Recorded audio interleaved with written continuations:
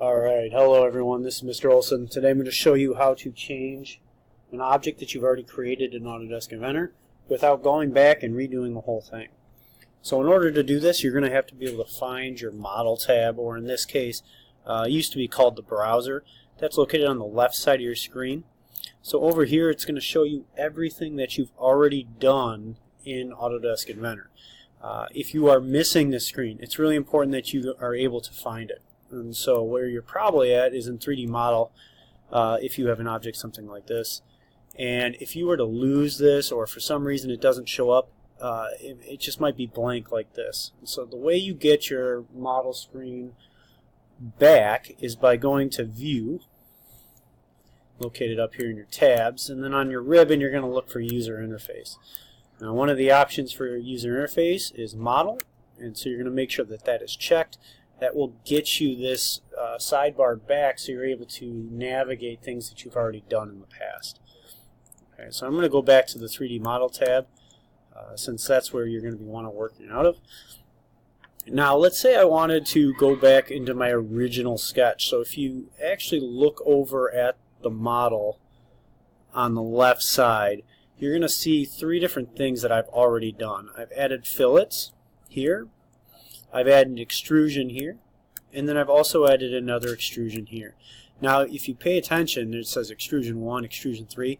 That means originally I had a second extrusion that was deleted and actually added another extrusion in. So there's been quite a lot of work done to this already.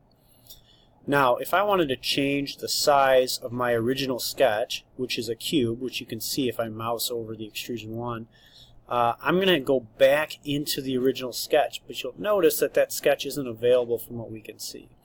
The way you get the sketches back is by clicking on the arrow next to the extrusion, and I can actually do that for all my extrusions because we always start in 2D, so each of these sketches have some sort of 2D sketch involved with them. Okay, so I'm going to go back to my original square. You'll notice as I mouse over it that my original square was 3 by 3. Let's say I wanted to change that to 4 by 4. What I'll do is I'll double click on the icon. Make sure you don't click on the actual lettering, because what's going to happen is it's going to try to change what you called sketch 1. So I want to double click on the icon itself. It's going to bring me back into that sketch mode, and this is what I've already done.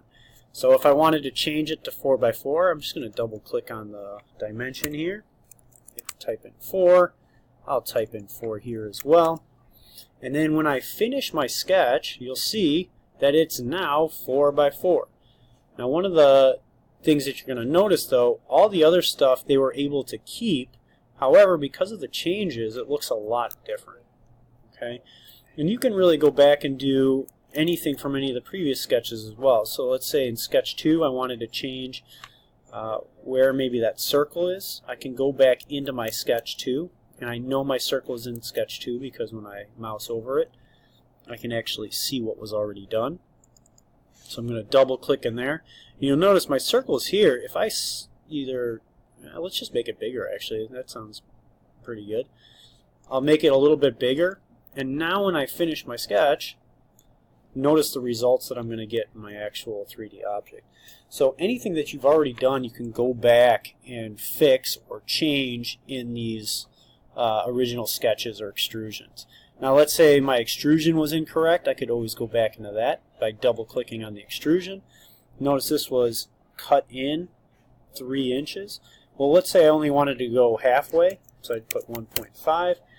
And you can see when I hit OK, notice how that has changed my overall image. So a lot of options to go back and change once you've already created an object. That also works for fillet. If I double click on fillet, I can also change my radius in here, which is currently at 0.5. Let's try 0.6. You can see how if I change those numbers, I'm getting a little bit of a different result. If I go 1 inch, it's making them bigger for the radius, and then I hit OK, and I actually have something a little bit different.